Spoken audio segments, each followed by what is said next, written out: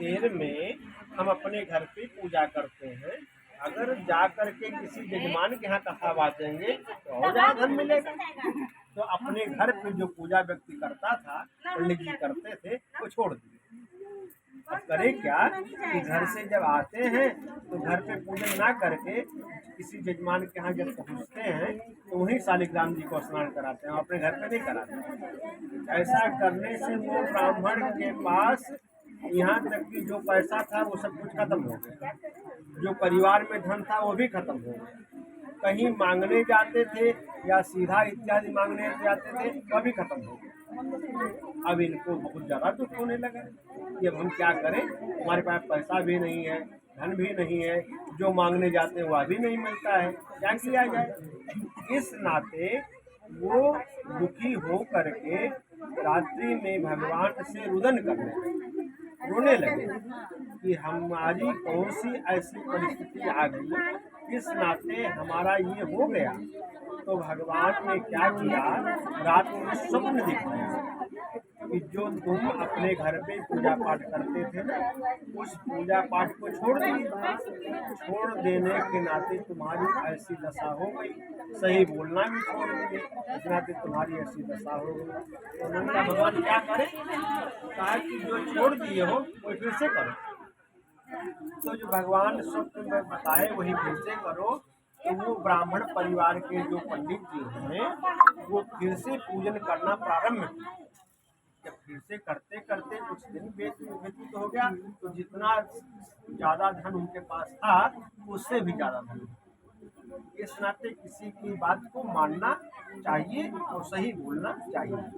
ये दूसरे अध्याय की कथा है। तीसरे अध्याय में एक बनिया है।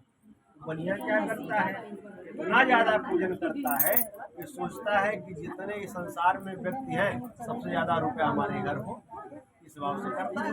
वो व्यक्ति एक दिन करते करते उसके पास 2 दुकान था, 2 दुकान और बढ़ गया। वो सोचा क्या कि जितना देर में हम पूजन करते हैं अगर उतना देर में हम दुकान पे बैठेंगे और ज़्यादा धन मिलेगा। तो अपने पत्नी से कहा क्या वो व्यक्ति कि ऐसा है कि हमारी जगह पे अब तुम पूजन करना, अब हम पूजन नहीं कर पाएंगे, जितना देर पूजन करते हैं उतना देर दुकान पे बैठेंगे। तो अपने पत्नी से कह करके वो दुकान पे चला गया। पत्नी पूजन कर रही, अब उसके भी पूजन करने से 2 दुकान 4 दुकान था, 8 दुकान हो गई। और 8 दुकान जब बढ़ गया तो पत्नी कही अब हम भी पूजन नहीं करेंगे, क्योंकि 8 दुकान हो गया तो 4 दुकान पे हमारे पति बैठेंगे, 4 दुकान पे हम बैठेंगे। उसके पास एक लड़की थी, उस लड़की से वो कहे क्या ये लोग ऐसा है कि हम माता पिता दुकान पे बैठेंगे, ऐसा है आज के बाद से तुम पूजन किया करना। लड़की से कहे, लड़की कुछ दिन कर रही है। अब करते करते ऐसा हो गया वो लड़की कही क्या कि अरे जब हमारे विवाह का नजदीक समय आ जाएगा तब पूजन कौन करेगा, जब विवाह होने का समय आ जाएगा तो अपने माता पिता से जाकर के कह दी, जब विवाह होने लगेगा तब कौन पूजन करेगा। तो माता पिता आते हैं और लड़की भी आती है भगवान के पास, कहते क्या है कि ऐसा है कि अब हम कोई लोग पूजन नहीं करेंगे। अब जब विवाह आएगा, जिस दिन होगा विवाह उसी दिन एक के बाद सब लोग पूजन कर लिया करें। संकल्प कर लिए। अब एक के बाद पूजन करने का संकल्प करके अब ये लोग अपना दुकान चला रहे हैं। एक दिन ऐसा हुआ विवाह का समय नजदीक आ गया, जो संकल्प किए थे कि एक दिन पूजन कर लेंगे वो पूजन करना भूल गए, पूजन करेगी नहीं। वो लड़की अपने घर पे चली गई विवाह होकर के। लड़की अपने घर पे जब जाती है और उस कुछ दिन बाद उसको एक लड़की पड़ा, उस लड़की का नाम कलावती नाम की कन्या पड़ी। अब वो लड़की जो है इतना दुखी थी कि अभी मर जाएगी, कब मर, मैंने इतना पीड़ा था उसके शरीर में। अब सब लोग आ करके कहने लगे रे ये इतना पीड़ा है इसको, किस कारण से इसको इतना पीड़ा है। तो सभी लोग मिल करके भगवान से वंदन करने लगे, ये क्यों पीड़ा हो गई इतना ज़्यादा। तो उस पीड़ा को जानने के लिए भगवान से जब विनती कर रहे हैं तो भगवान ने कहा कि आप लोगों ने जो संकल्प किया था ना कि विवाह के समय में, विवाह समय त्वस्याः करिष्यामि व्रतम प्रिय, कि विवाह के समय में आपका पूजन जो करने का आपने संकल्प किया कोई भूल गए। उस भूल जाने के नाते इस लड़की की ऐसी दशा है, लोग क्या करें, कि पूजन करिए, सत्यनारायण जी का आयोजन करिए। आयोजन करने से ये लड़की स्वस्थ हो जाएगी। तो सब लोगों ने मिल करके सत्यनारायण जी का आयोजन किया।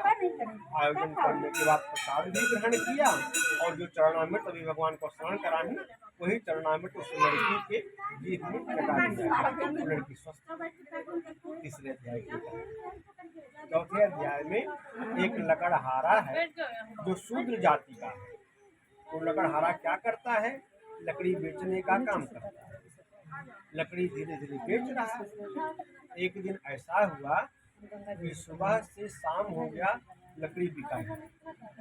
उसी लकड़ी के पैसे से उसके परिवार वाले जीते खाते भोजन करते थे। जब सुबह से शाम हो गया, लकड़ी नहीं बिका, तो सायंकालीन में बैठ करके रुदन करने रोने लगे।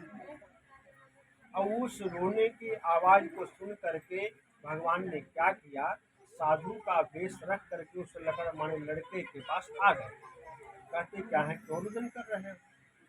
तो कहे कि आज सुबह से शाम हो गया और अभी तक लकड़ी बिकी ही नहीं लकड़ी बिकी है तो हमारे परिवार वाले क्या खाएंगे, इसी पैसे से खाते जीते थे, इसी नाते हम रुदन कर रहे हैं, रो रहे हैं। उन्होंने कहा कि काम करो, एक सत्यनारायण जी का आयोजन है, कथा है, उस कथा को अगर सुनोगे तो ये जो लकड़ी अगर 100 रुपए की है तो 200 का बिक जाएगा, दुगने में धन में बिक जाएगा। उन्होंने कहा हमारे पास कुछ है ही नहीं, कहाँ से सत्यनारायण जी का आयोजन करें, कैसे करें, किस प्रकार से करें। उन्होंने कहा कि जो सत्यनारायण जी का आयोजन है, आप लोग जंगल में रहते हैं तो पत्ता जो है जंगल में एक वृक्ष से तोड़ लीजिए, फूल भी जंगल में है वृक्ष से तोड़ लीजिए, और यहाँ नदी बहती है जल भी ले लीजिए, गैया इधर उधर घूमती हैं पकड़ करके दूध ले लीजिए।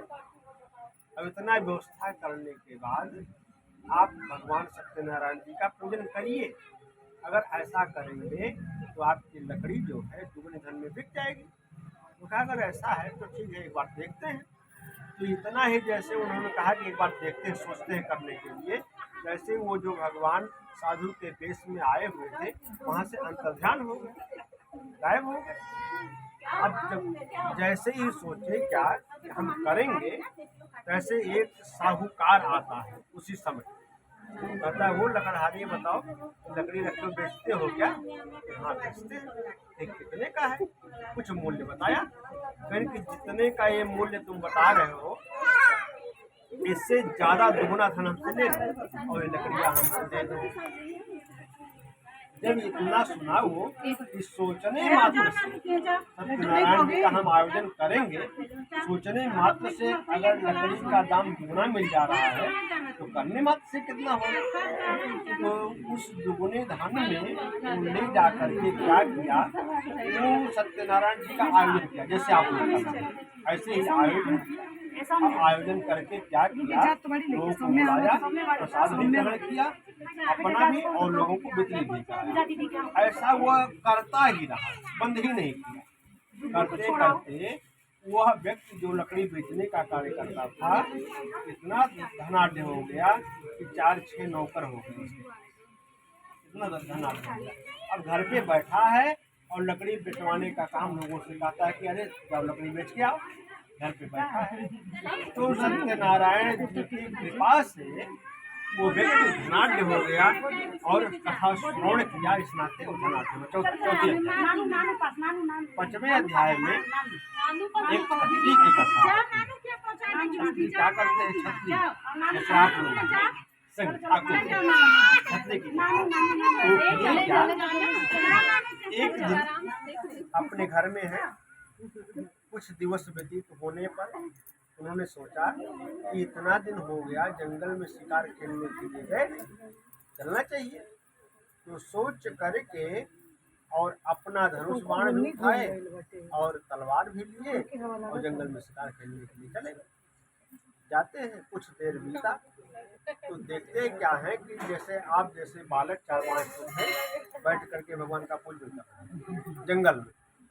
तो बैठ करके पूजन करे तो राजा ने दूर से ही देखा और देख करके सभी गोप वालों के पास चले गए और देख रहे पूजन हो रहा है, राजा भी बैठे। पूजन होते होते कुछ देर बीत गया। सोचे राजा कि पता नहीं लगता है कुछ देर लगेगा, अब चलते हैं। तो राजा ने क्या किया, जो अंत में प्रसाद मिलता है ना, प्रसाद को छोड़ दिया, मैंने प्रसाद लेकर के नहीं गए, बीच में उठ करके चले गए।